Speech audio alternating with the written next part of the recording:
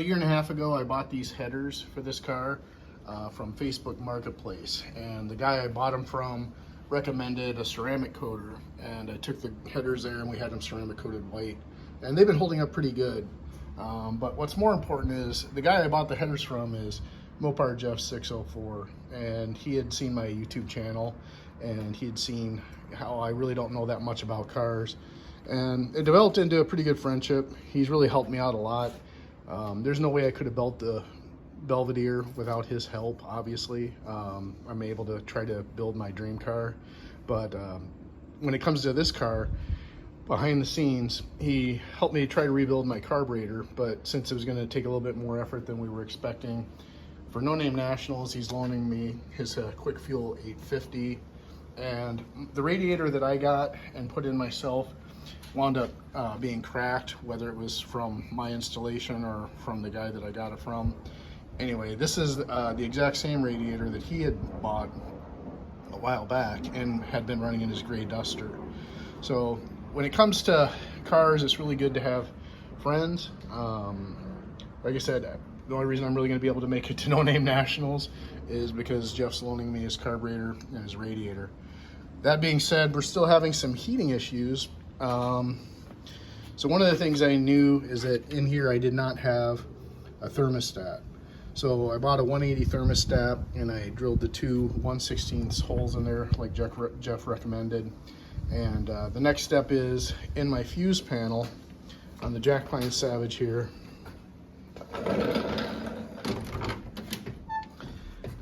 I've got this little breaker here, and whenever I'm not paying attention, the fan kicks that breaker out and shuts my fans off.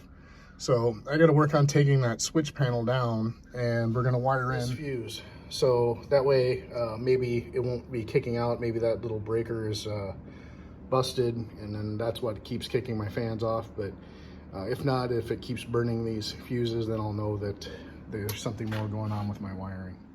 The only other question I would have then, once I've done those couple of things that he's told me, is we've never had a timing light on this since the dyno. So I guess I don't really know where my timing's at. So one of the things I need to get is a timing light. And we are going to be taking this back to Jeff's shop. Got some stuff that we're going to do in the trunk. All right, power's on. So far, no smelling of smoke.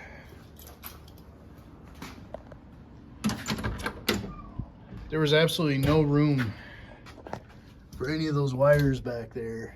And there's one that's unplugged there too. But this is my fuse.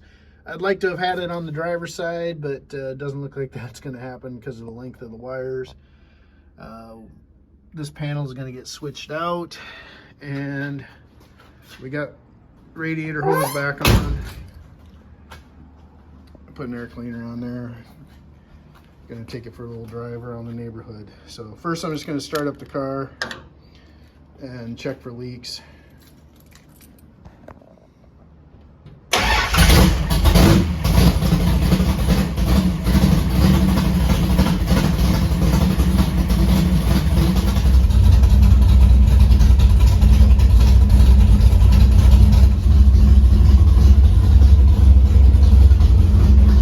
So I shut the car off. It's been hanging at about 190. Let it idle for quite a while. I'm going to make sure I got gas in it. I'm going to give this car a wash, but you definitely got to get this trunk cleaned out. One of the things we're going to do before the No Name Nationals, this is the old school tank. It's just got the tube vent. We're going to switch that out with a modern fuel cell with a check valve vent tubing, and then we're going to move the battery over here. So just idling in the garage, I got the car up to temperature. We just topped off the tank, as you saw. I'm gonna take this car for a little drive around the neighborhood and hope I don't get arrested.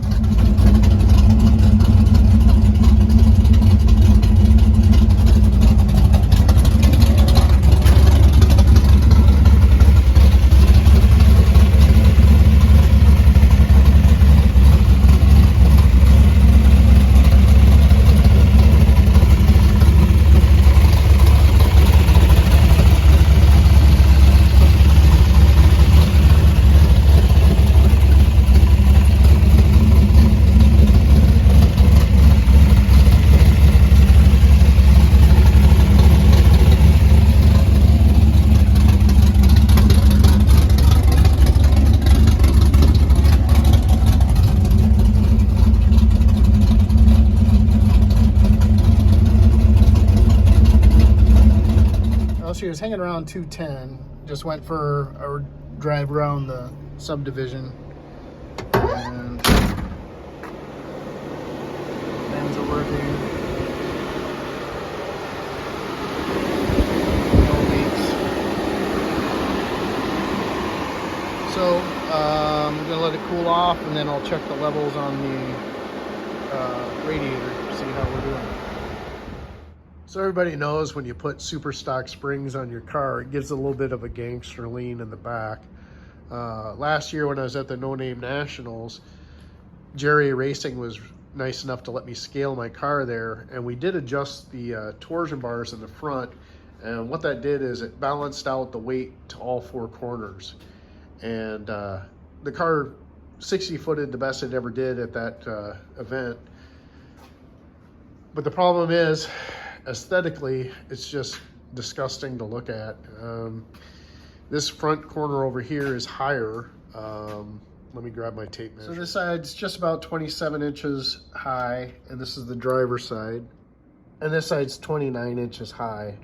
So when the car's sitting on a flat surface, the passenger side is definitely higher than the right side. And I've got my own personal theory about that. Part of the reason you put super stock springs on your car is to plant this rear back wheel over here harder. So I think by balancing out the torsion bars, there will be more weight onto that corner of the car, and that's going to help the super stock springs work better. Either way, I don't think it made that big of a difference, and I just can't stand the way it looks when the car's leaning like that. So I'm going to adjust my torsion bars.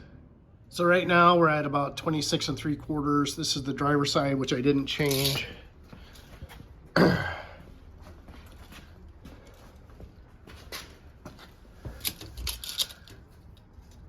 And this side we're just a shade over 27. So I'll give her a couple more bump downs on this side. But sitting in the car right now, it looks pretty dead even, and I'm much happier with the way it looks.